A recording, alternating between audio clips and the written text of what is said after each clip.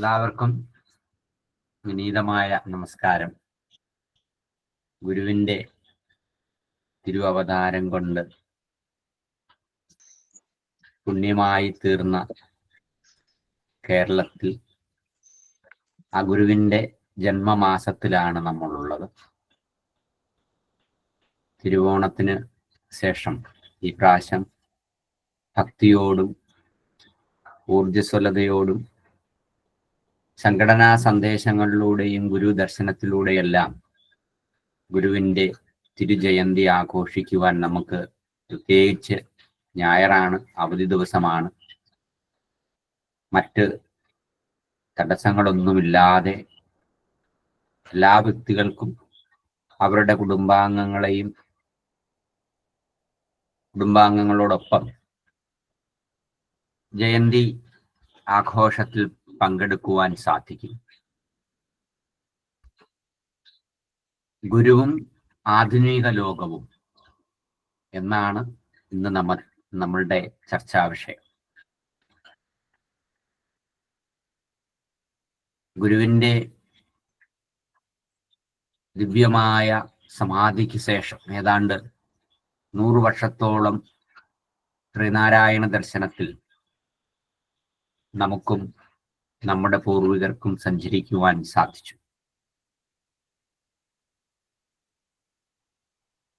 ആധുനിക ലോകം എങ്ങനെയാകണമെന്ന് ഇവിടെ അവതരിച്ച അവതാര പുരുഷന്മാർക്കെല്ലാം ഉപരി ശ്രീനാരായണ ഗുരുദേവന് വലിയ ഒരു കാഴ്ചപ്പാടുണ്ടായിരുന്നു. വ്യക്തി, കുടുംബ, സാമൂഹ്യ ബന്ധങ്ങളെ എങ്ങനെ പഠിക്കണം, അവരെങ്ങനെ അഭിവൃദ്ധി പ്രാപിക്കണം, അവർക്കെങ്ങനെ സമാധാനവും അതുപോലെ തന്നെ തുല്യ അവകാശവും തുല്യ വിദ്യാഭ്യാസ മേഖലയും തുല്യ ആരാധനാ വ്യവസ്ഥയും ഒക്കെ ഉടലെടുക്കണം. ഒരു പക്ഷേ ഗുരുവിൻ്റെ തിരുവവതാരം കൊണ്ട് പുണ്യഭൂമിയായി മാറിയ കേരളത്തിൽ അത്രയും ചരിത്രപരമായി വിദ്യാഭ്യാസ മേഖലയിൽ, വ്യവസായ മേഖലയിൽ, സംഘടനാ കാര്യങ്ങളിൽ ഒക്കെ ഗുരുവിൻ്റെ ദർശനം ഉയർന്നു നിൽക്കുകയും അത് കണ്ടുകൊണ്ട് ലോകം മുഴുവൻ സൃഷ്ടിക്കപ്പെടുന്ന അല്ലെങ്കിൽ അതിനെ കണ്ടുകൊണ്ട് ഉയരുവാൻ സാധിക്കുന്ന ഒരു ദർശന പദ്ധതികളുമായി ആയിരുന്നു ഗുരുവിൻ്റെ എല്ലാ പ്രവർത്തികളും. ഒരു വ്യക്തിയെ സംബന്ധിച്ചിടത്തോളം ആ വ്യക്തി സ്വന്തമായി തൻ്റെ പ്രവൃത്തി തലങ്ങളിലെല്ലാം അത്യുന്നത തലങ്ങളിലേക്ക് ഉയരുകയും താൻ ഉയരുമ്പോൾ തനിക്ക് സമാനമായി തൻ്റെ സമീപവാസികളും തൻ്റെ സമുദായാംഗങ്ങളും ഒരുപോലെ ഉയരണം എന്ന് പഠിപ്പിച്ച, അങ്ങനെ നമ്മളെ ഉയർത്തിയ മഹാഗുരുവാണ് ശ്രീനാരായണ ഗുരുദേവൻ. ഒരു വ്യക്തിയെ സംബന്ധിച്ചിടത്തോളം വ്യക്തി, കുടുംബ, സാമൂഹ്യ ബന്ധങ്ങളിൽ അവൻ എങ്ങനെ നശിക്കപ്പെടാം, അവൻ എന്തെല്ലാം പ്രശ്നങ്ങൾ വന്നു ചേരാം, അവൻ പടവെട്ടി അല്ലെങ്കിൽ സമരമുറകളിലൂടെ തൻ്റെ തുല്യമായ അവകാശങ്ങളെ എങ്ങനെ നേടാം, അങ്ങനെ തൻ്റെ അവകാശത്തിന് വേണ്ടി തൻ്റെ ജീവിതം കരിപ്പിടിപ്പിക്കുന്നതിന് വേണ്ടി മുന്നോട്ട് പോകുമ്പോൾ മറ്റൊരു വ്യക്തിക്കും മനസാ വാച കർമ്മണ ദുഃഖത്തെ പ്രദാനം ചെയ്യാതെ തൻ്റെ കുടുംബം ഉയരുമ്പോൾ സമ്പദ് വ്യവസ്ഥയിലായാലും വിദ്യാഭ്യാസ കാര്യത്തിലായാലും മറ്റ് ഏത് കാര്യത്തിലായാലും അതുപോലെ തന്നെ തൻ്റെ സഹോദരങ്ങളും തൻ്റെ സമീപവാസികളും സമുദായാംഗങ്ങളും ഉണരുവാനുള്ള പ്രത്യേക സാമൂഹിക വ്യവസ്ഥകൾ ഗുരു സൃഷ്ടിച്ചിരുന്നു. നിർഭാഗ്യവശാൽ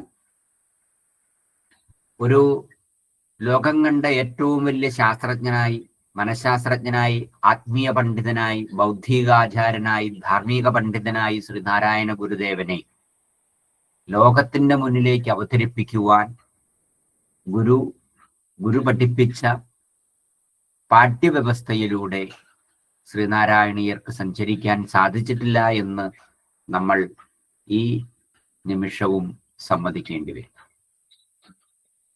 ശ്രീനാരായണ ഗുരുദേവൻ ദേശം തോറും സ്ഥാപിച്ച സംഘടനകൾ, ദേശം തോറും സ്ഥാപിച്ച ക്ഷേത്രങ്ങൾ, ദേശം തോറും സ്ഥാപിച്ച ചില പ്രത്യേക വ്യവസ്ഥകൾ, എങ്ങനെയാവണം വിദ്യാഭ്യാസ സ്ഥാപനം, എങ്ങനെയാവണം ക്ഷേത്രം, എങ്ങനെയാകണം സംഘടനകൾ, എങ്ങനെയായിരിക്കണം വ്യക്തികൾ തമ്മിലുള്ള ബന്ധം, എങ്ങനെയായിരിക്കണം ഒരു വ്യക്തിയുടെ ദിനചര്യ എന്നുപോലും സൂക്ഷ്മമായി നമുക്ക് പറഞ്ഞു നൽകുകയും ആ പറഞ്ഞു തന്ന കാര്യങ്ങളിൽ ലോകം കണ്ട ഏറ്റവും വലിയ ശ്രേഷ്ഠ വ്യക്തിയായി അതിൽ ചരിക്കുവാനും സാധിച്ച മഹാസന്യാസി വര്യനാണ് ശ്രീനാരായണ ഗുരുദേവൻ. അതുകൊണ്ട് തന്നെയാണ് ആധുനിക ലോകത്തെ സൃഷ്ടിച്ച ഗുരുവിന്റെ ദർശനത്തിന് അതിർവരമ്പുകളില്ല. അതിൻ്റെ നാനാവശങ്ങളിലേക്കും, ആരോഹണത്തെയും അവരോഹണത്തെയും, ഉയരങ്ങളിലേക്കും അഥവാ മുകളിലേക്കും താഴ്ചയിലേക്കും ഒക്കെ നോക്കുമ്പോൾ, ഭൂമിയെക്കുറിച്ചുള്ള പഠനത്തിൽ, ആകാശത്തെക്കുറിച്ചുള്ള പഠനത്തിൽ, പ്രകൃതി സൗന്ദര്യത്തെക്കുറിച്ചുള്ള പഠനത്തിൽ, മനസ്സിനെയും ആത്മാവിനെയും ഇന്ദ്രിയങ്ങളുടെയും ഒരു വ്യക്തികളിൽ അടഞ്ഞിരിക്കുന്ന ത്രിദണ്ഡങ്ങളിലെയും ഒക്കെ പഠനങ്ങളിൽ ഗുരു എത്രയധികം ഉയർന്നു നിൽക്കുന്നുവെന്ന് ആധുനികപ്പെട്ടത് ശ്രീനാരായണ ദർശനത്തിലൂടെയാകുമ്പോൾ, ആധുനിക ലോകം സൃഷ്ടിക്കപ്പെട്ടത് ശ്രീനാരായണ ഗുരുദേവന്റെ അതീവ പാണ്ഡിത്യത്തിന്റെ ഉടമയിലുള്ള ഒരു ദർശനത്തിലൂടെ ആയിരുന്നു എന്ന് ലോകത്തെ പഠിപ്പിക്കുവാൻ ശ്രീനാരായണ ഗുരുദേവന്റെ ആധ്യാത്മിക ഭൗതിക അനുഗ്രഹങ്ങൾ ഏറ്റുവാങ്ങിക്കൊണ്ട് മാത്രം ഉയർന്ന ജനസമൂഹത്തിന് സാധിച്ചില്ല എന്നും നമ്മൾ സമ്മതിക്കേണ്ടി വരും. ആധുനിക ലോകം അഭിമുഖീകരിക്കുന്ന ലഹരിയുടെ പ്രശ്നം, വിശ്വാസമില്ലായ്മയുടെ പ്രശ്നം, സാമ്പത്തികമായ കിടമത്സരങ്ങളുടെ പ്രശ്നം, രാജ്യങ്ങൾ തമ്മിൽ ഒരുമിച്ച് പോകാതെ ഉണ്ടാകുന്ന പ്രശ്നങ്ങൾ, ഇതിനെയൊക്കെ ഇന്ന് ലോകം അനുഭവിക്കുന്ന രാഷ്ട്രീയ പ്രശ്നങ്ങളുടെ എല്ലാം പരിഹാരങ്ങളെ സൂക്തങ്ങളായി പറഞ്ഞ ആ മഹാഗുരുവിന്റെ ദർശനം പാഠ്യപദ്ധതികളിലോ സാമൂഹ്യ വ്യവസ്ഥകളിലോ പഠന വിഷയമായി കൊണ്ടുവരുവാൻ സാധിക്കാത്തതാണ് നമ്മളുടെ ഏറ്റവും വലിയ പ്രശ്നം. ശ്രീനാരായണ ധർമ്മപരിപാലന യോഗമായാലും ശ്രീനാരായണ ധർമ്മസംഘം ട്രസ്റ്റ് ആയാലും ഗുരുവിന്റെ പേരിൽ ഉയർന്നു വന്നിട്ടുള്ള അതീവ ഗംഭീരമെന്ന് നമ്മൾ കാണുന്ന വ്യവസ്ഥകൾക്കും സംഘടനകൾക്കും ഒന്നും ശ്രീനാരായണ ഗുരുദേവൻ വിഭാവനം ചെയ്ത പ്രൗഢഗംഭീരമായ ത്യാഗോജ്വലമായ ദർശനത്തെ, അതിൻ്റെ അർത്ഥതലങ്ങളെ ഉൾക്കൊണ്ടുകൊണ്ട് മറ്റൊരു വ്യക്തിക്ക് പഠിക്കുവാൻ സാധിക്കുന്ന രീതിയിലേക്ക് ഇന്നത്തെ വ്യവസ്ഥയിൽ നമുക്ക് പ്രതിഷ്ഠിക്കുവാൻ സാധിച്ചില്ല എന്നത് നമ്മുടെ കഴിവുകേട് തന്നെയാണ്. ഗുരുവിന്റെ ദർശനത്തിലൂടെ മാത്രം ഉയർന്ന അതീവ പണ്ഡിതന്മാരുണ്ട്, വലിയ നേതാക്കന്മാരുണ്ട്, വലിയ സാമൂഹ്യ പരിഷ്കർത്താക്കളുണ്ട്, കവികളുണ്ട്, അധ്യാപകരുണ്ട്. നമ്മൾ നോക്കിയാൽ ഒരുപക്ഷെ ശ്രീനാരായണ ഗുരുദേവന്റെ ദർശനത്തിലൂടെ ഉയർന്നു വന്ന സാരഥികളെ പഠിച്ചാൽ എല്ലാ മേഖലകൾ, ചിന്തകന്മാരുടെ കാര്യത്തിൽ, അറിവിന്റെ കാര്യത്തിൽ, മനഃശാസ്ത്രജ്ഞന്മാരുടെ കാര്യത്തിൽ, വിഷഗ്വരന്മാരുടെ കാര്യത്തിൽ, ആത്മീയ പണ്ഡിതന്മാരുടെ കാര്യത്തിലൊക്കെ പരിശോധിച്ചാൽ ശ്രീനാരായണ ഗുരുദേവ ദർശനത്തെ ഉൾക്കൊണ്ടുകൊണ്ട് വിജയിച്ച ആ സാരഥികൾക്ക് സമാനമായ മറ്റൊരു സാരഥികളെ നമുക്കൊരു പക്ഷേ കണ്ടെത്താൻ സാധിക്കും. പക്ഷേ അവരെയെല്ലാം ഒരേ മാലയിലെ മുത്തുകൾ പോലെ കോർത്തിണക്കിക്കൊണ്ട് ശ്രീനാരായണ ഗുരുദേവ സങ്കല്പത്തിലാണ് ആധുനിക രോഗം സൃഷ്ടിക്കപ്പെടുന്നത് എന്ന് നമുക്ക് പഠനരൂപേണ ജനങ്ങളുടെ മുന്നിലേക്ക് കൊണ്ടുവരുവാൻ സാധിച്ചിട്ടില്ല. ഒരുപക്ഷെ ഇന്ത്യയുടെ പ്രധാനമന്ത്രി ഒന്നോ രണ്ടോ ശ്രീനാരായണ പ്രസ്ഥാനങ്ങളുടെ ആഘോഷവേളയിൽ, ഉദ്ഘാടന വേളയിൽ അദ്ദേഹം പറഞ്ഞു, ഇന്ത്യ ചരിക്കുന്നത്, ലോകം ചരിക്കുന്നത് ശ്രീനാരായണ ദർശനത്തിലൂടെയാണ്. പക്ഷേ ആ ചരിക്കുന്ന വ്യക്തികൾ ചരിക്കുന്നത് ശ്രീനാരായണ ഗുരുദേവ ദർശനത്തിന്റെ മകുടത്തിലൂടെയാണ് എന്ന് നമുക്ക് അവരെ മനസ്സിലാക്കുവാൻ സാധിക്കുന്നു.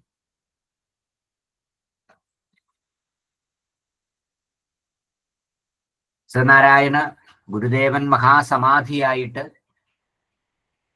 100 വർഷങ്ങൾ തികയാൻ ഇനി ഏതാണ്ട് 3 വർഷമേ ആവശ്യമുള്ളൂ, അല്ലെ? 1928 വിശ്വമഹാഗുരു മഹാസമാധിയെ പ്രാപിക്കുന്നു. 2028 അത് 100 വർഷങ്ങൾ പിന്നിടും. ലോക ജനതയോ കേരളത്തിലെ ജനതയോ അല്ലെങ്കിൽ ഭാരതത്തിലെ ജനതയോ മാത്രം അവരെല്ലാം ഉൾപ്പെടുത്തിക്കൊണ്ട്, അവരെല്ലാം ഒരേ ദർശനത്തിന്റെ പഠിതാക്കളാക്കിക്കൊണ്ട് ഒരു ക്വിസ് കോമ്പറ്റീഷൻ പോലും നടത്താൻ നമുക്ക് സാധിച്ചില്ല എന്നുള്ളതാണ്. ഗുരുവിന്റെ ജനനത്തിന്റെ കാര്യത്തിലാകട്ടെ, ഗുരുവിന്റെ സമാധിയുടെ കാര്യത്തിലായിക്കൊള്ളട്ടെ, ഗുരുവിന്റെ ക്ഷേത്ര പരിഷ്കരണ വ്യവസ്ഥകളിലായിക്കൊള്ളട്ടെ, അതിഗംഭീരമായ ഗുരുവിന്റെ വിദ്യാഭ്യാസ വീക്ഷണത്തെ കുറിച്ചായിക്കൊള്ളട്ടെ, സാമ്പത്തികമായി താഴ്ന്നു നിൽക്കുന്നവരും സാമ്പത്തികമായി ഉയർന്നു നിൽക്കുന്നവരും എങ്ങനെ വ്യവസായ വ്യവസ്ഥയിൽ ഒരുമിക്കണമെന്ന് ഗുരുവിന്റെ കാഴ്ചപ്പാട്, രാഷ്ട്രീയം, അങ്ങനെ സമസ്ത മേഖലകളിലും ലോകത്തൊരു മഹാപുരുഷനും സമ്മാനിക്കുവാൻ സാധിക്കാത്ത രീതിയിൽ സൂക്തങ്ങളും സമവാക്യങ്ങളും പദ്ധതികളും രചിച്ച ആ മഹാഗുരുവിനെ ഇന്നും അറിയാത്തവരായി കോടിക്കണക്കിന് ജനങ്ങൾ ലോകത്തിൽ നിഴലിക്കുകയാണ്. ഇന്നും ഗുരുവിന്റെ ജന്മം കൊണ്ട് സൗഭാഗ്യം സൃഷ്ടിച്ച കേരളത്തിൽ പലരും ചോദിക്കുന്നു, ആരാണ് ശ്രീനാരായണ ഗുരുദേവൻ? ഗുരു ലോകം കണ്ട അവതാര പുരുഷന്മാരിൽ, ഋഷീശ്വരന്മാരിൽ ഏറ്റവും ശ്രേഷ്ഠനാണ്. മനസ്സാ വാചാ കർമ്മണ ലോക ജനതയുടെ ക്ഷേമം മാത്രം കാംക്ഷിച്ച് അതിനുവേണ്ടി മാത്രം പണിയെടുത്ത മഹാഗുരുവിനെ ആധുനിക ലോകത്തിന്റെ സൃഷ്ടാവായി അവതരിപ്പിക്കപ്പെടുമ്പോൾ എന്തിന് ദൈവദശകം ഭാരതത്തിന്റെ ഔദ്യോഗിക പ്രാർത്ഥനയായി അംഗീകരിക്കുവാൻ നമ്മൾ ശ്രമിക്കുമ്പോൾ പോലും ഗുരുവിനെ അറിയാതെ അതിനെതിരെ പ്രവർത്തിക്കുന്ന ഒരു പറ്റം ജനസമൂഹത്തെ പോലും നമുക്ക് അഭിമുഖീകരിക്കേണ്ടി വരും. അത്രയധികം ശ്രീനാരായണ ഗുരുദേവനെ ജനമനസ്സുകളിലേക്ക്, ജനഹൃദയങ്ങളിലേക്ക് ഗുരുവിന്റെ അതിഗംഭീരമായ ലക്ഷ്യബോധം എന്തായിരുന്നു, അതിൽ വളരെ വളരെ ആഴത്തിൽ, വളരെ സൗമ്യതയോടുകൂടി, സത്യസന്ധതയോടുകൂടി, സമാധാനത്തോടുകൂടി ഒഴുകുന്ന സൂക്തങ്ങളെ അനേകായിരങ്ങൾക്ക് അറിയാൻ സാധിക്കുന്ന രീതിയിലേക്ക് നമുക്കതിന്റെ വ്യവസ്ഥകളെ കൊണ്ടെത്തിക്കുവാൻ സാധിച്ചു.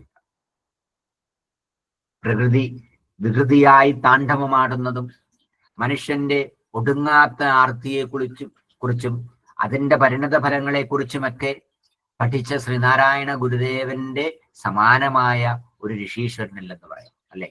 പ്രകൃതിയുടെയും അതിലെ മുഴുവൻ സൃഷ്ടികളുടെയും ശുദ്ധിക്കും സ്വസ്ഥതയ്ക്കും സമത്വത്തിനും സംതൃപ്തിക്കും സമാധാനത്തിനും സമമായ അവകാശങ്ങൾക്കും വേണ്ടി നിലകൊണ്ട,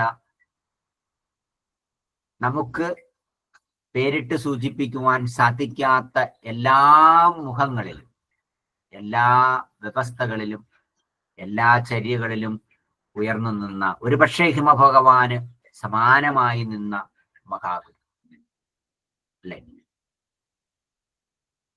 ധൈര്യം മുളയ്ക്കാൻ ഇടവരാത്ത രീതിയിൽ തരിശുഭൂമിയാക്കിയ നമ്മളുടെ മനസ്സും മനസാക്ഷി, അറിവിന്റെ ആദ്യാക്ഷരങ്ങൾ കുറിക്കുവാൻ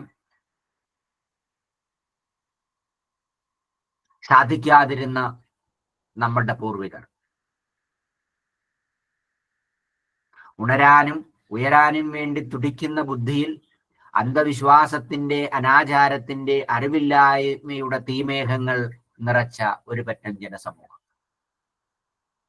ഓർമ്മകളിൽ പട്ടിണിയുടെയും കൊടുദാരിദ്ര്യത്തിന്റെയും അപമാനത്തിന്റെയും ഉപദ്രവത്തിന്റെയും സംഘടനാ വൈഭവത്തിന്റെയും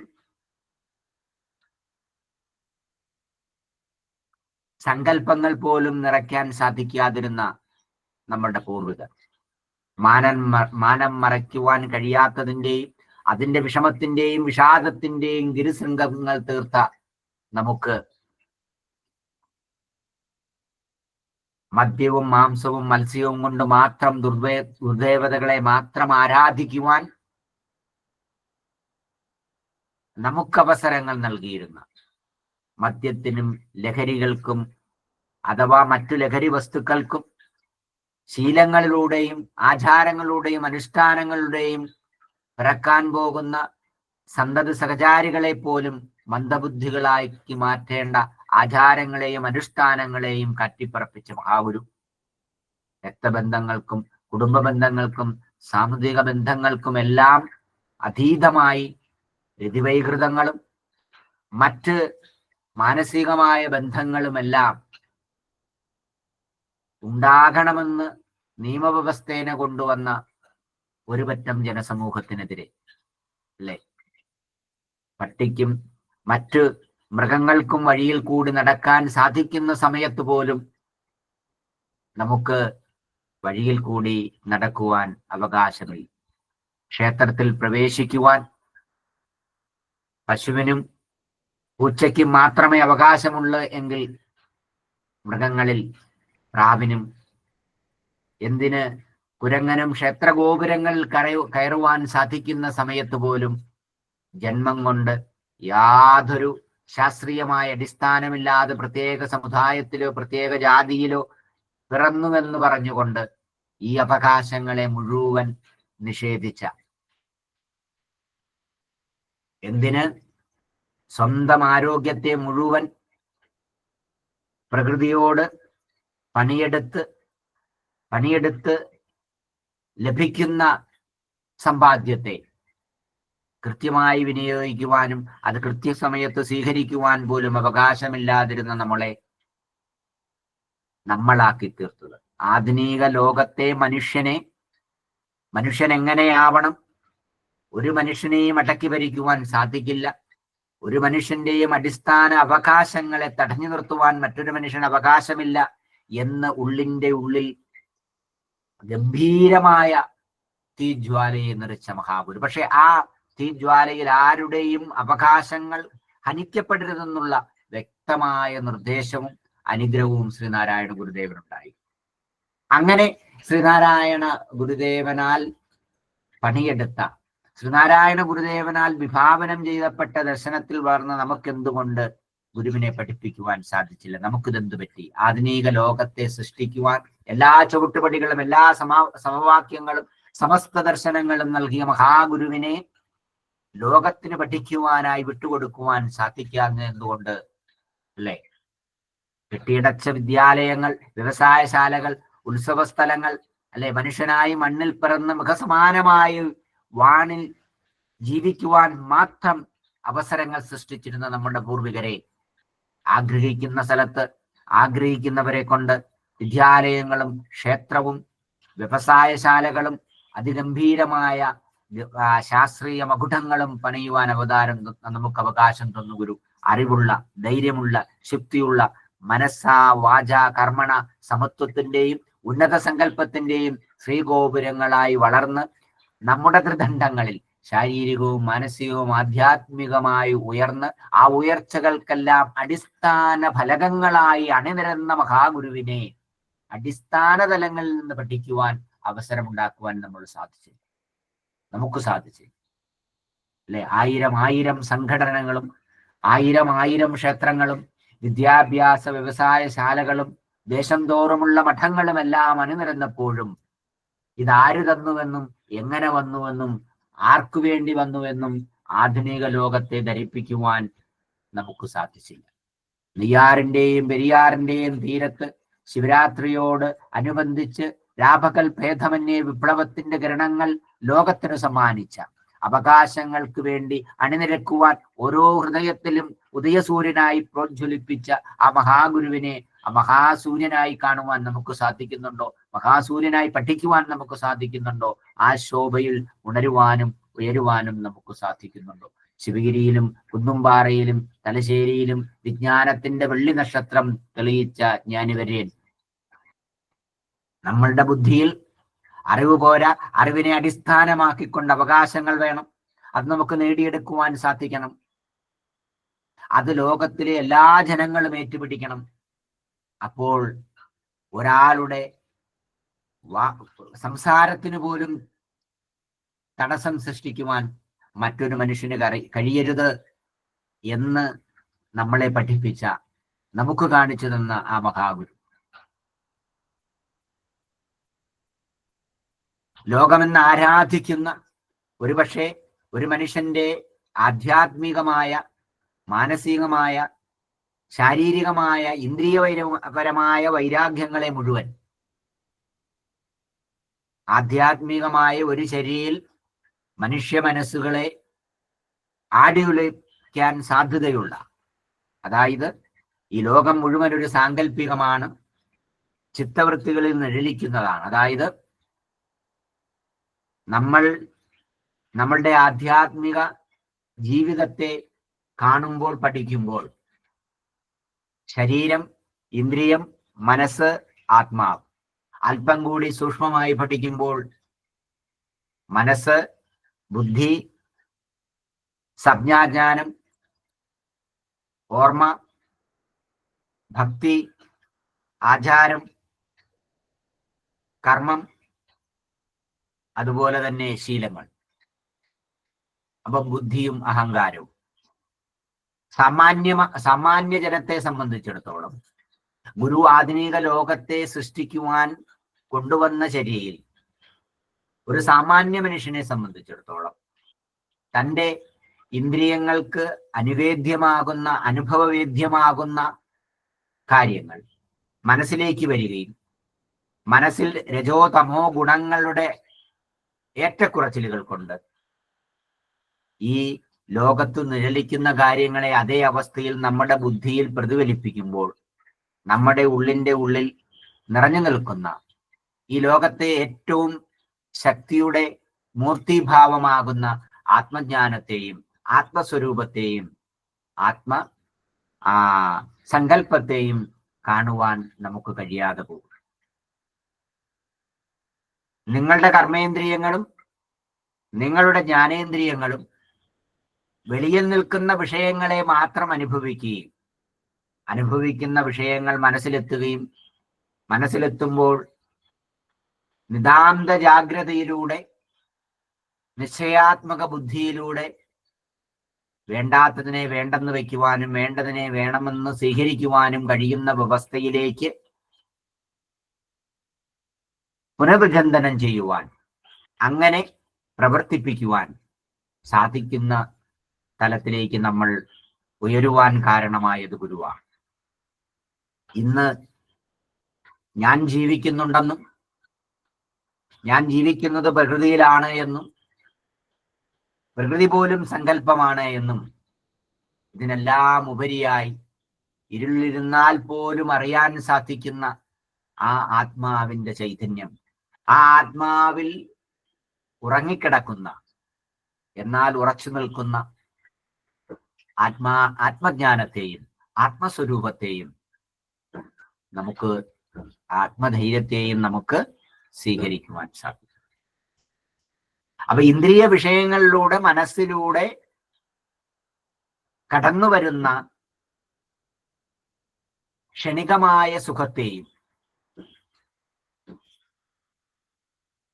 ക്ഷണികമായ ദുഃഖത്തെയും ചിത്തവൃത്തികൾ ബുദ്ധിയിൽ സ്ഥിരമാണ് എന്ന് ഉറപ്പിക്കുമ്പോൾ അതിനെ മാറ്റി നമ്മുടെ ഉള്ളിലേക്ക് നോക്കി ആ മനസ്സിനെയും ആ ബുദ്ധിയെയും ആത്മാവിന് അഭിമുഖമായി നിർത്തിക്കൊണ്ട് നിങ്ങൾ തന്നെ നിങ്ങളെ ഉദ്ധരിക്കണം, നിങ്ങൾ തന്നെ നിങ്ങളെ ഉയർത്തണം. ഒരു കാരണവശാലും നിങ്ങൾ നിങ്ങളെ അടിച്ചമർത്തുവാൻ പാടില്ല. ആരടിച്ചമർത്തിയാലും അതിനെതിരെ ശബ്ദിക്കുവാനും പ്രവർത്തിക്കുവാനും സംഘം ചേരുവാനുമുള്ള ലക്ഷ്യബോധവും ധൈര്യവും നിങ്ങൾക്കുണ്ടാവണമെന്ന് പഠിപ്പിച്ച മഹാഗുരു. ലോകം മുഴുവൻ ഏതൊക്കെ അവസ്ഥയിൽ ശക്തിയും ഊർജവും സൗന്ദര്യവും സമാധാനവും ആനന്ദവും നിറഞ്ഞു നിൽക്കുന്നു, അത് മുഴുവൻ ആ ആത്മാവിന്റെ ഭാവമായി നിഴലിക്കുന്ന എന്റെ ജീവാത്മാവിലുണ്ട് എന്നും ഞാൻ അതിനെ അറിയാതെ ജീവിക്കുകയാണ് എന്നും നമ്മെ പഠിപ്പിച്ച മഹാഗുരു. അപ്പൊ ആധ്യാത്മികമായി ഒരു മനുഷ്യന്റെ സർവമേഖലകളിലും ഉണർവും ഉയർച്ചയും സമ്മാനിച്ച മഹാഗുരു ആധ്യാത്മിക തലങ്ങളിലേക്ക് വരുമ്പോൾ താൻ ആരാണ് എന്നും താനും ലോകവുമായി എങ്ങനെയാണ് ബന്ധപ്പെട്ട് നിൽക്കുന്നതും മായയും ചിത്തവൃത്തിയും എല്ലാം മാറ്റിമറിക്കുവാൻ, അതില്ലാതാക്കിക്കൊണ്ട്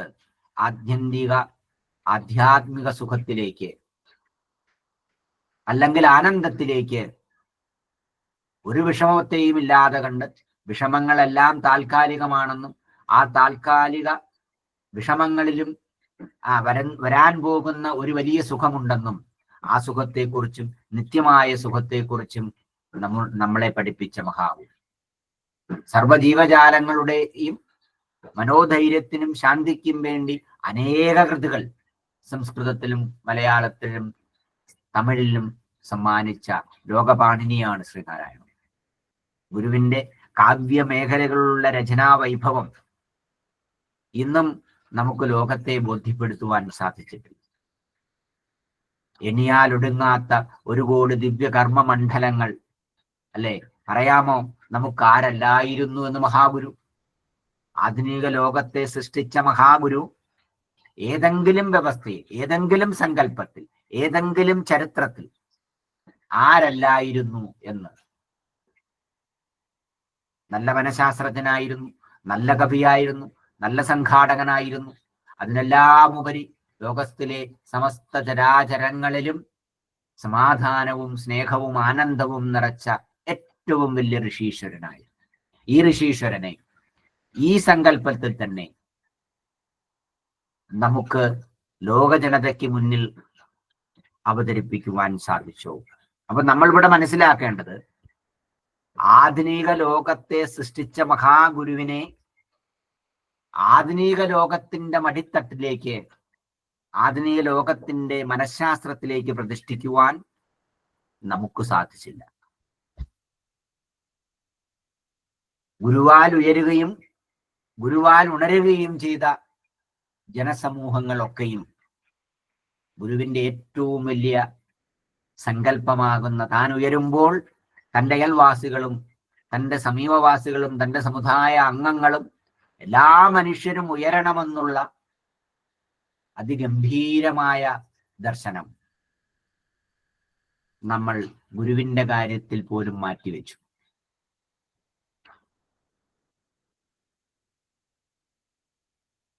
അതാണ് ആധുനിക ലോകത്തെ സൃഷ്ടിച്ച മഹാഗുരുവിനെ ആധുനിക ലോകം അറിയാതെ പോകാൻ കാരണം.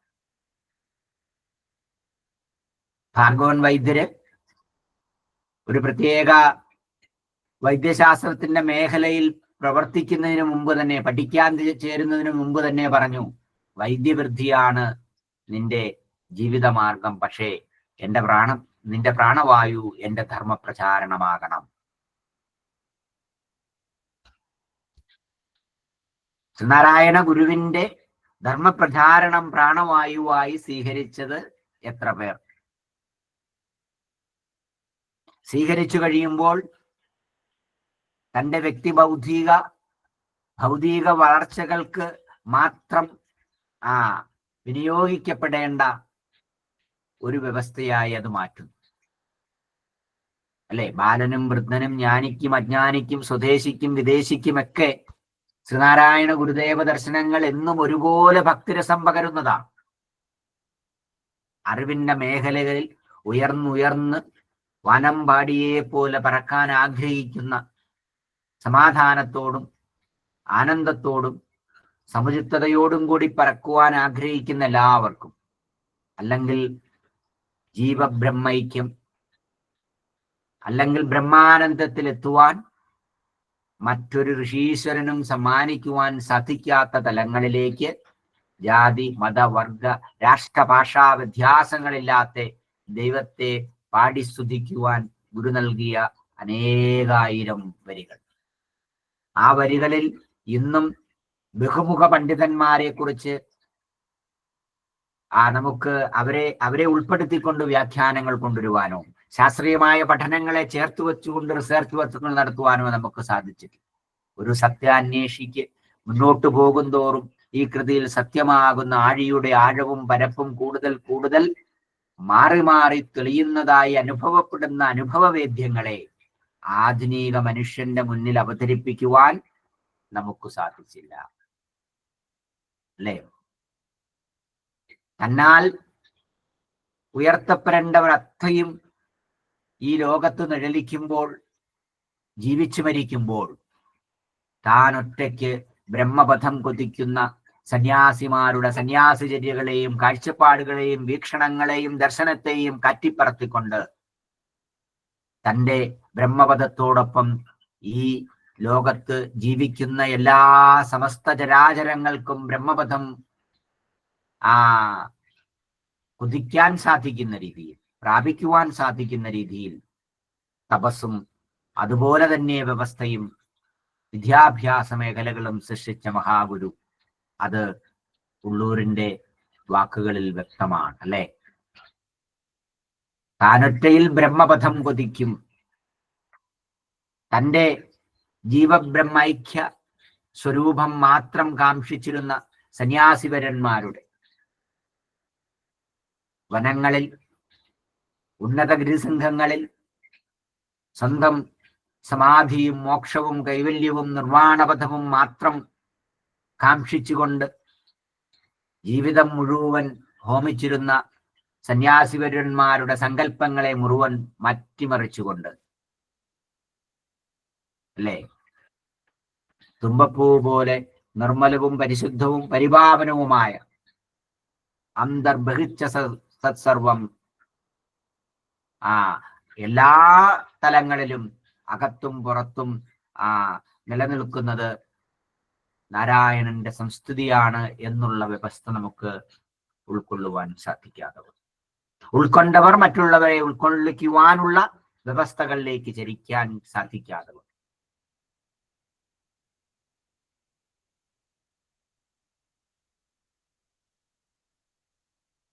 അല്ലെ? ഗുരുദേവൻ ശാരദാമഠത്തിനടുത്തുള്ള മാവിൻ ചുവട്ടിൽ വിശ്രമിക്കുന്നു. മുകളിൽ ഒരു അണ്ണാൻ മാമ്പഴം ആസ്വദിക്കുന്നു. ഗുരുവും ശിഷ്യരും അണ്ണാന്റെ ആഹ്ലാദത്തിൽ പങ്കുചേരുന്നു.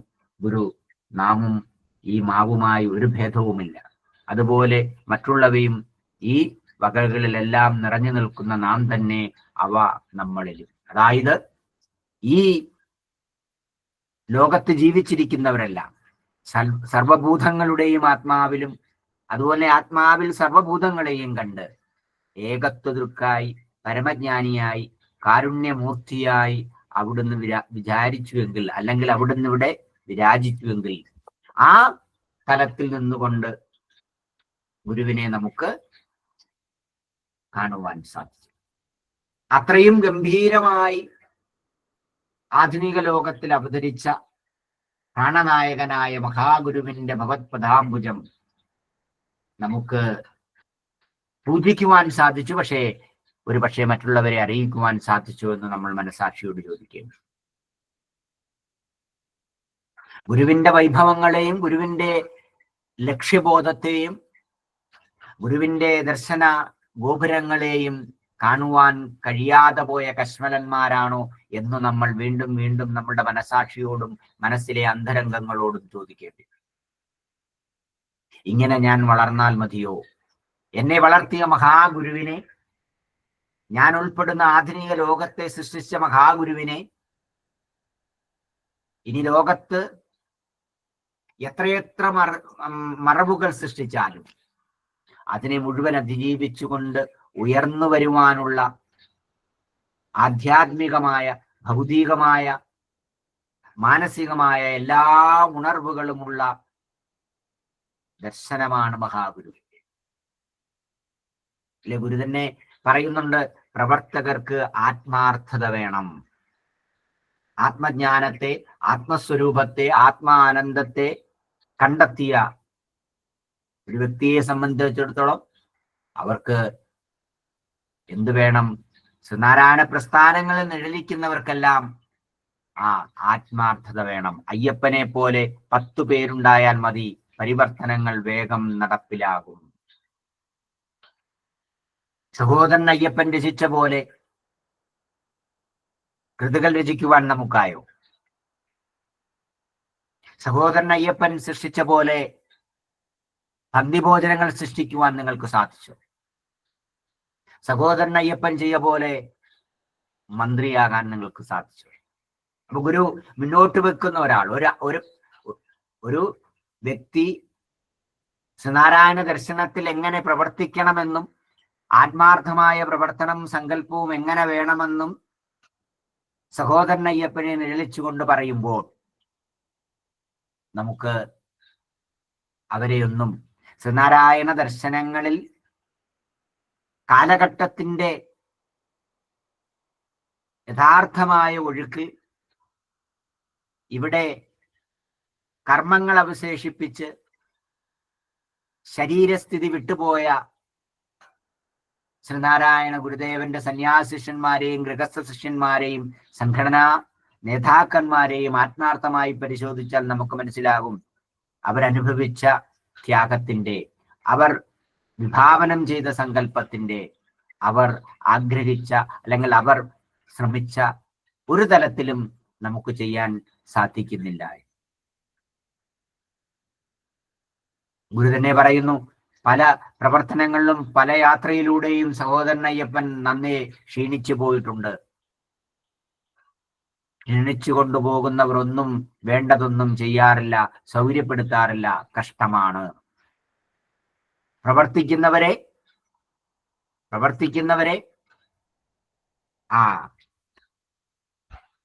നമ്മളുടെ ദേശത്തേക്ക് കൊണ്ടുവരുമ്പോൾ നമ്മൾ അവരോട് എങ്ങനെ പെരുമാറണം, നമ്മൾ അവരെങ്ങനെ സ്നേഹിക്കണം, നമ്മളെങ്ങനെ ബഹുമാനിക്കണമെന്നുള്ള ഉത്തമ ദൃഷ്ടാന്തമാണ്. ശ്രീനാരായണ ദർശനത്തിന്റെ ആഴവും പരപ്പും കളകളാരവത്തോടുകൂടി വളരെ സത്യസന്ധമായി സൗമ്യമായി സമാധാന ചിത്തതയോടുകൂടി ഒഴുകുന്ന ആ ദർശനത്തിന് പോലും പണത്തിന്റെ വിലയിടുന്ന തരത്തിലേക്ക് ശ്രീനാരായണ ധർമ്മപ്രചാരകർ അധപ്പതിക്കുന്നു. ആ ധർമ്മം പ്രചരിപ്പിക്കുവാൻ, ആ ധർമ്മം എന്ന വാക്ക് വായിക്കുവാൻ അനുഗ്രഹവും അവകാശവും എന്തിന് അവബോധവും നൽകിയ മഹാഗുരുവിന്റെ ദർശനങ്ങൾ പ്രചരിപ്പിക്കുവാൻ നമ്മൾ സമ്പത്ത് ഇത്ര നൽകിയാലേ സാധിക്കൂ എന്ന് പറയുന്ന രീതിയിലേക്ക് നമ്മൾ ആധുനിക ലോകത്തിൽ അധപ്പതിച്ചിരിക്കും.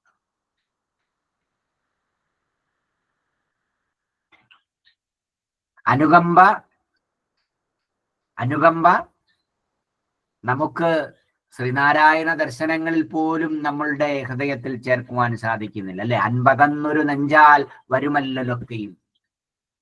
നമ്മളുടെ ഹൃദയത്തിൽ അൻപിന്റെ, അനുകമ്പയുടെ, സ്നേഹത്തിന്റെ, ത്യാഗത്തിന്റെ നീരുറവകൾ വറ്റുമ്പോൾ, അത് കുറഞ്ഞു തുടങ്ങുമ്പോൾ, ക്വാളിറ്റി ബേസ്, ക്വാണ്ടിറ്റി ബേസ്, അതായത് അതിന്റെ പ്രവർത്തന രീതിയിലോ അല്ലെങ്കിൽ അത് ശ്രവിച്ചു വരുന്ന തലങ്ങളിലോ ഒക്കെ എന്തു സംഭവിച്ചാലും അതിൽ ഗുരുവിന്റെ ഹൃദയവ്യവസ്ഥയും ഹൃദയത്തിന്റെ ശിരസിന്റെ വ്യവസ്ഥയും ഒക്കെ വളരെ കൃത്യമായ ഒരു ആരോഗ്യ ഭാഷയിൽ പറയുമ്പോൾ അത് നിലനിൽക്കുന്നുണ്ട്. അതിലേക്ക് കടക്കാൻ നമുക്ക് സമയമില്ല. അതായത് നിങ്ങളുടെ ഹൃദയത്തെ ഹൃദയമാക്കി തീർക്കാം. നിങ്ങൾക്ക് ഹൃദയമുണ്ടെന്ന് അനുഭവവേദ്യം നൽകിയ ആ മഹാഗുരുവിന്റെ ദർശനം പകരുവാൻ നിങ്ങളുടെ ഹൃദയത്തിൽ അനുകമ്പയില്ലാത്തവരായി മാറി. അത്രയധികം നമ്മൾ അധപ്പതിച്ചു എന്നതിന്റെ ഏറ്റവും വലിയ ദൃഷ്ടാന്തമാണ്, അല്ലെ? വ്യക്തി, കുടുംബ, തൊഴിൽപരമായി സാമുദായിക ബന്ധങ്ങളെല്ലാം സംശയമുണ്ടാക്കുന്നതും തകരുന്നതും നശിക്കുന്നതും ഇല്ലാതാക്കുവാൻ ആധുനിക ലോകത്തിൽ സമാധാനവും ആനന്ദവും അതിഗംഭീരമായ അറിവും ആ അറിവിനെ വളരെ ശാസ്ത്രീയമായ വ്യവസ്ഥകൾ കൊണ്ട് പഠിക്കുവാനും അതിനെ റിസർച്ചിലൂടെ മുന്നോട്ട് കൊണ്ടുവരുവാനും സാധിക്കണം. എല്ലാ മനുഷ്യന്റെയും മനം ജ്യോതിചക്രം കണക്കൻ മനമിളകി മറിഞ്ഞായുരന്തം. നമ്മളുടെ ജീവിതചര്യയിൽ എപ്പോഴും മനസ്സ് ഒരു ജ്യോതിചക്രം കറങ്ങുന്ന പോലെ കറങ്ങും. ചഞ്ചലങ്കി മനഃ കൃഷ്ണ, എന്റെ മനസ്സ് ചഞ്ചലമാണ്. അതൊരു കുരങ്ങനെ പോലെ ഒന്നിലേക്ക് ചാടിക്കൊണ്ടിരിക്കുക. അങ്ങനെ ചാടിക്കൊണ്ടിരിക്കുന്ന കുരങ്ങന് ലഹരി വസ്തുക്കൾ ലഭിച്ചാൽ എന്താകും? അങ്ങനെ നിഴലിക്കുന്ന ആധുനിക ലോകത്തെ ബുദ്ധിം ലുംബയതീയ ദ്രവ്യം മതകാരി തതുച്യതേ. ആധുനിക ലോകത്തിന്റെ പ്രശ്നത്തിന് ഏറ്റവും കാരണമായി ഭവിക്കുവാൻ സാധിക്കുന്നത്, കാരണമാകുന്നത് ഈ ജ്യോതിചക്രം പോലെ കറങ്ങുന്ന മനസ്സും ആധുനിക ലോകത്തിലെ മനസ്സിനെ മുഴുവൻ പാടെ നശിപ്പിക്കുവാൻ സാധിക്കുന്ന, ബുദ്ധികളെ ലുംബിപ്പിക്കുന്ന, ബുദ്ധിയുടെ ശക്തിയെ ഇല്ലാതാക്കുന്ന, വൈഭവത്തെ ഇല്ലാതാക്കുന്ന ലഹരി മരുന്നുകളുമാണ് എന്ന് ഗുരു മുന്നേ സൂചിപ്പിച്ചു. സ്വന്തം ദർശനങ്ങളിൽ, സ്വന്തം കാവ്യവ്യവസ്ഥയിൽ എല്ലാം ആഴത്തിൽ എഴുതിയിട്ടും മഹാസന്ദേശങ്ങളിലൂടെ, മഹാസമ്മേളനത്തിലൂടെ,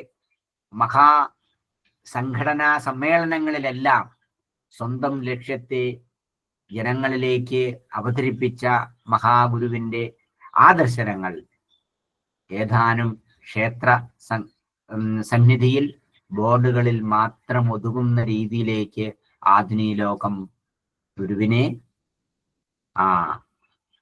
കാണാൻ സാധിക്കാത്ത രീതിയിലേക്ക്, അറിയാൻ സാധിക്കാത്ത രീതിയിലേക്ക് ശ്രീനാരായണ ദർശനത്തിലൂടെ വളർന്ന നമ്മളെല്ലാവരും എത്തി നിൽക്കുന്നു എന്ന് വളരെ വ്യസനത്തോടുകൂടി, ദുഃഖത്തോടുകൂടി നമ്മൾ സമ്മതിക്കേണ്ടി വരും.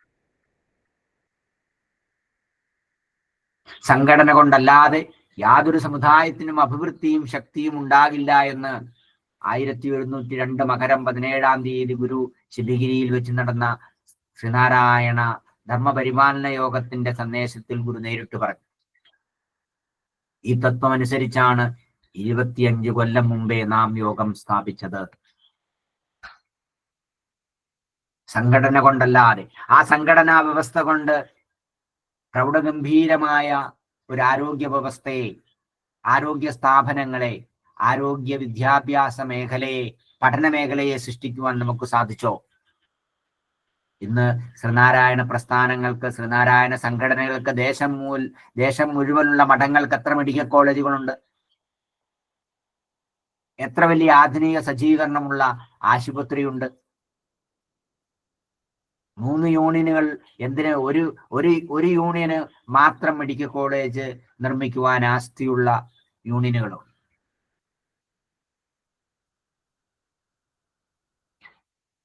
തലശ്ശേരിയും കോഴിക്കോടും അതുപോലെ തന്നെ മംഗലാപുരത്തെയും ഒക്കെ ഗുരുവിന്റെ ക്ഷേത്രവുമായി ബന്ധപ്പെട്ട് നിൽക്കുന്ന സംഘടനകൾക്കും, ആ ദേശ സംഘടനകൾക്കൊക്കെ അവർക്ക് തന്നെ സാധിക്കും ഓരോ മെഡിക്കൽ കോളേജുകളുണ്ട്. എന്തുകൊണ്ട് നമുക്ക് സാധിച്ചില്ല?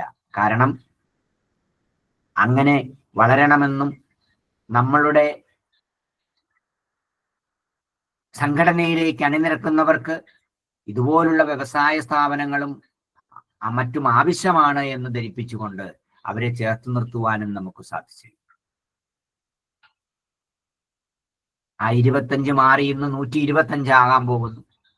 എന്നിട്ടും ഗുരു പറഞ്ഞ ആ വ്യവസ്ഥയിൽ തന്നെ നമ്മൾ, ആ സ്ഥലത്ത് തന്നെ നമ്മൾ നിൽക്കുന്നു എന്നുള്ള കാര്യത്തിൽ യാതൊരു സംശയവുമില്ല. യോഗത്തിലേക്ക് ജാതി മതഭേദമില്ലാതെ ധാരാളം ആളുകളെ ചേർക്കാവുന്നതാണ്. യോഗത്തിൽ ധാരാളം അംഗങ്ങൾ ചേരട്ടെ എന്ന് നാം ആശംസിക്കുന്നു. ഗുരുവിന്റെ സന്ദേശമാണ്.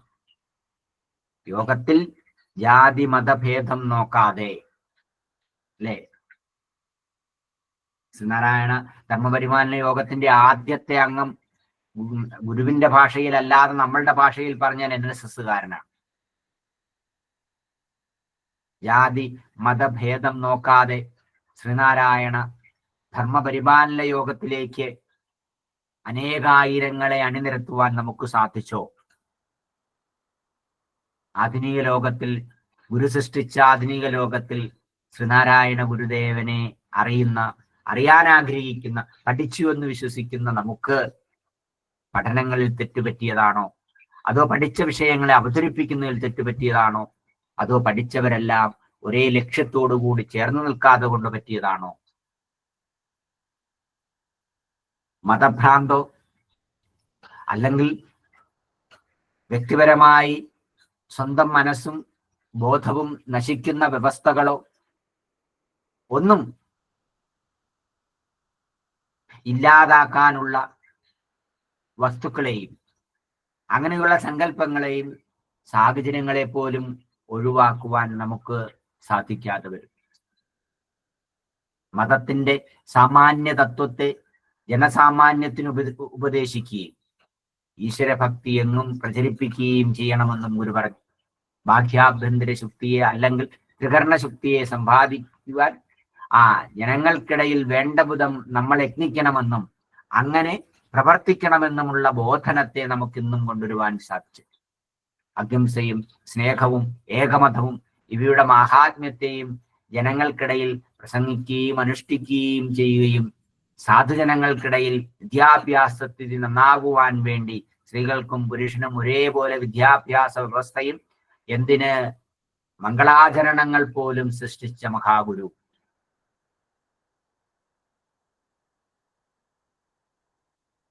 ഒരു മനുഷ്യന്റെ, ഒരു സ്ത്രീയുടെ ഗർഭാശയത്തിന്റെ ശ്രീകോവിലിനുള്ളിൽ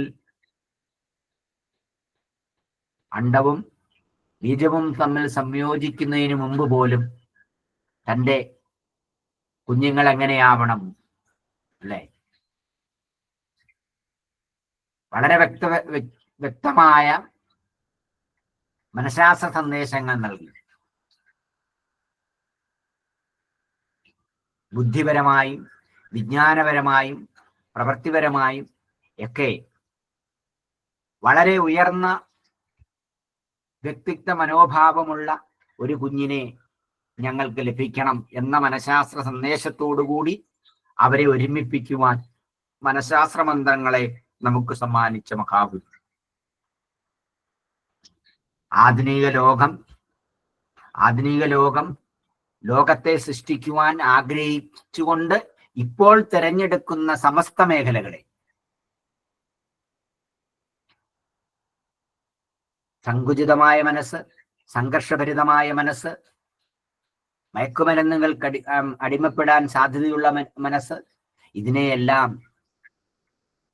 100 വർഷങ്ങൾക്ക് മുമ്പ് അന്ന് ഇതുപോലെ കാര്യങ്ങളൊന്നും സമൂഹത്തിൽ താണ്ഡവമാകാതിരിക്കുന്ന സമയത്ത് വരും കാലത്ത് ആധുനിക ലോകത്ത് ഇതെല്ലാം മനുഷ്യ മനസ്സിനും മനുഷ്യ സമൂഹത്തിനും പ്രശ്നമാകുമെന്ന് അരുത് അരുത് അരുത് എന്ന് പറഞ്ഞ ഗുരു അരുത് അരുത് അരുത് എന്ന് പറഞ്ഞ കാര്യങ്ങൾ തന്നെയാണ്, 3 പ്രാവശ്യം വിലക്കിയ കാര്യങ്ങൾ തന്നെയാണ് ഇന്ന് ലോകത്തിന് ഏറ്റവും വലിയ പ്രശ്നമായി നിൽക്കുന്നത്.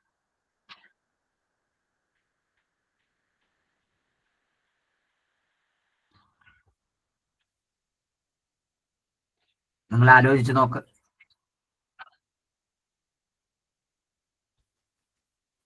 സംഘടനാപരമായി നമ്മൾ നിലനിൽക്കുമ്പോഴും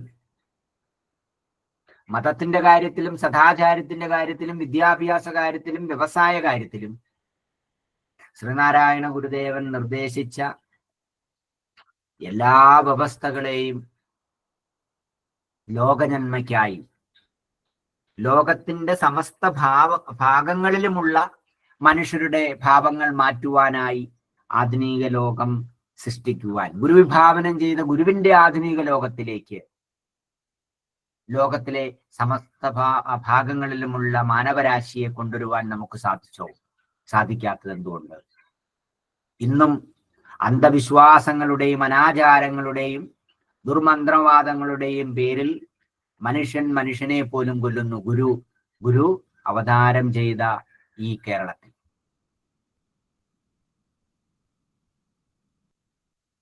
ഉത്തമ രീതിയിൽ ചെയ്യപ്പെടുന്ന ഈശ്വരാരാധനയുടെ മാഹാത്മ്യത്തെ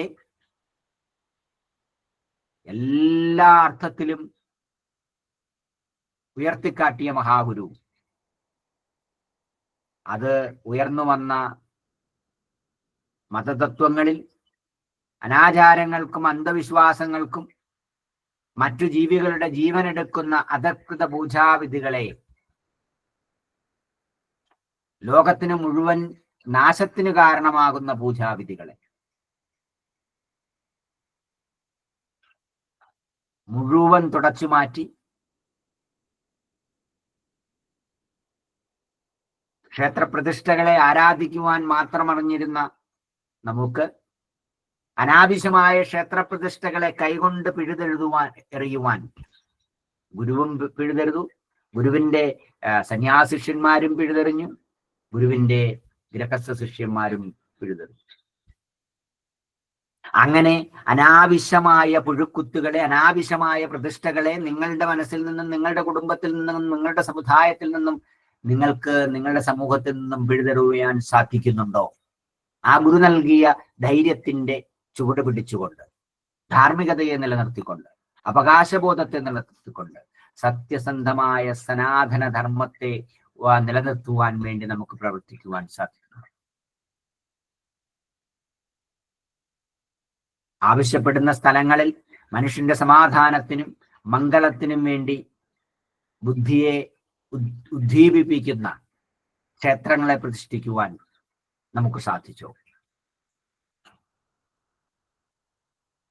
ഗുരു നിർദ്ദേശിച്ച, ഗുരു സങ്കല്പിച്ച ആധുനിക ലോകം ഗുരുവിന്റെ ദർശനത്തിന്റെ വെളിച്ചത്തിൽ അത് സംഭവിച്ചതല്ലാതെ, ഗുരുവിന്റെ ദർശനഗരിമയിൽ ഉയർന്നു വന്ന ശ്രീനാരായണ ഗുരുദേവൻ എന്ന മഹാസൂര്യന്റെ സൂര്യരശ്മികൾ ഏറ്റുവാങ്ങിക്കൊണ്ട് ജനിക്കുകയും മരിക്കുകയും ജീവിക്കുകയും ഒക്കെ ചെയ്ത ജനസമൂഹങ്ങൾക്കെല്ലാം, ശ്രീനാരായണ പ്രസ്ഥാനങ്ങൾ അണിനിരുന്നവർക്കെല്ലാം അക്ഷരാർത്ഥത്തിൽ ഗുരു വിഭാവനം ചെയ്ത രീതിയിലുള്ള ആധുനിക ലോകത്തെ ഗുരുവാണ് സൃഷ്ടിച്ചതെന്ന് പഠിപ്പിക്കുവാൻ, മനസ്സിലാക്കുവാൻ, ബോധ്യപ്പെടുത്തുവാൻ സാധിച്ചിട്ടില്ല എന്ന് ഈ 172ാമത് ജയന്തി ആഘോഷിക്കുമ്പോഴും അതിലേക്ക് കടക്കുമ്പോഴും, ഓരോ ജയന്തിയും നമ്മൾ അടുത്ത ഗുരുവിന്റെ വർഷത്തിലേക്ക് കടക്കുകയാണ്. എന്തിന് 365 ദിവസവും ഗുരുവിൻ്റെതാക്കാൻ സാധിക്കുമായിരുന്നു നമുക്ക്. ഗുരുവാൽ നിർമ്മിക്കപ്പെട്ടിട്ടുള്ള ക്ഷേത്രങ്ങൾ, ഗുരുവിന്റെ സന്ദേശങ്ങൾ, ഗുരുവിന്റെ യാത്രകൾ, ഗുരുവിന്റെ കൃതികൾ, ഗുരുവിന്റെ മറ്റുള്ള രാഷ്ട്രങ്ങളിലേക്കുള്ള യാത്രകൾ, ഗുരുവിന്റെ ശിഷ്യന്മാരുടെ യാത്രകൾ, അങ്ങനെ ശ്രീനാരായണ വർഷമാക്കി മാറ്റുവാനും നമുക്ക് സാധിക്കും. വരുന്ന സമൂഹത്തെയെങ്കിലും, ഒരുപക്ഷെ സ്മൈലിനത് സാധിക്കും. നമുക്ക് നമ്മളുടെ കുട്ടികളെയും യുവാക്കളെയും യുവതിയുവാക്കളെയും ഒക്കെ ശ്രീനാരായണ ഗുരുദേവൻ എന്ന വടവൃക്ഷം എത്ര ആഴത്തിൽ സഞ്ചരിച്ചുകൊണ്ടാണ് ഈ ആധുനിക ലോകത്തിൽ ഉയർന്നു വരാൻ സാധ്യതയുള്ള എല്ലാ തിന്മകളെയും, എല്ലാ മതപ്പോരുകളെയും, എല്ലാ സാമൂഹ്യ സ്പർദ്ധകളെയും ഇല്ലാതാക്കിയതെന്ന് ബോധ്യപ്പെടുത്തുവാൻ നമുക്ക് സാധിക്കും. സ്കൂൾ പാഠ്യവിഷയങ്ങളിലൊക്കെ ശ്രീനാരായണ ഗുരുദേവന്റെ ഗംഭീരമായ ചർച്ചകൾ അത് കൊണ്ടുവരുവാൻ വേണ്ടി നമുക്ക് നിരന്തരമായി പണിയെടുക്കുവാൻ സാധിക്കും. നമ്മുടെ ജീവൻ പോലും മാറ്റിവെച്ചുകൊണ്ട്, ഒരുപക്ഷെ ജീവനും ജീവിതത്തിനും ഭീഷണിയാകുമെങ്കിൽ പോലും അതില്ലാതെ അയ്യപ്പനെ പോലെ, സഹോദരൻ അയ്യപ്പനെ പോലെ പ്രവർത്തിക്കുവാൻ നമുക്ക് സാധിക്കട്ടെ. ലോകത്ത് ഒരിക്കലും പഠിച്ചവസാനിപ്പിക്കുവാൻ സാധിക്കാത്ത ഒരേ ഒരു പ്രവാചകനേ ഉള്ളൂ എന്നുള്ള വൈക്കം മുഹമ്മദ് ബഷീറിന്റെ അതിഗംഭീരമായ പ്രൗഢോജ്വലമായ വാക്കുകൾ നിങ്ങളുടെ ഹൃദയത്തിലേക്ക് സമ്മാനിച്ചുകൊണ്ട് വളരെ സന്തോഷവും ആത്മജ്ഞാനവും ആത്മാർത്ഥതയും നിറഞ്ഞ ഒരു ഓണം നിങ്ങൾക്ക് വന്നു ഭവിക്കട്ടെ. അതോടൊപ്പം 7-ാം തീയതി നടക്കുന്ന ഗുരുവിന്റെ മഹാജയന്തി സന്ദേശത്തിൽ ആത്മാർത്ഥമായി മനസ്സുമായി നിങ്ങൾ ഒന്നിക്കുന്ന, ചിത്തവൃത്തികളില്ലാതെ നിങ്ങളുടെ ജീവബ്രഹ്മൈക്യം സംഭവിക്കുന്നത് പോലെ ഗുരുവിന്റെ ഭക്തിയിൽ, ഗുരുവിന്റെ ദർശനത്തിൽ ഗുരുവിന്റെ സംഘടനയിൽ നമുക്ക് പ്രവർത്തിക്കുവാൻ സാധിക്കട്ടെ. ഗുരുവിന്റെ അറിവാകുന്ന ആ ദശകത്തിൽ വളരെ ആഴത്തിൽ, വളരെ സമാധാനത്തിൽ, വളരെ തിരിച്ചറിവോടുകൂടി നമുക്ക് ഒഴുകുവാൻ സാധിക്കട്ടെ എന്ന് പ്രാർത്ഥിച്ചുകൊണ്ട് ശ്രവിച്ച എല്ലാവർക്കും നന്ദി രേഖപ്പെടുത്തിക്കൊണ്ട് ഞാൻ എൻ്റെ വാക്കുകൾ അവസാനിപ്പിക്കുന്നു. നന്ദി.